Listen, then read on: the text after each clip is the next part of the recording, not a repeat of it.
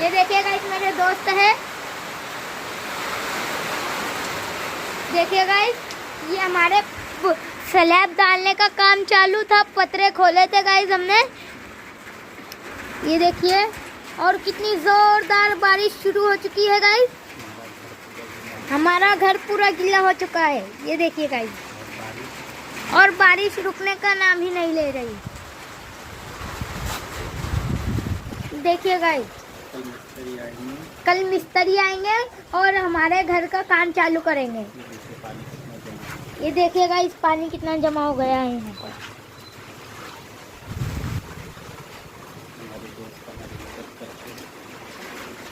हमारे दोस्त हमारी मदद कर रहे हैं। ओके, लाइक कीजिए, सब्सक्राइब कीजिए। Thank you, bye.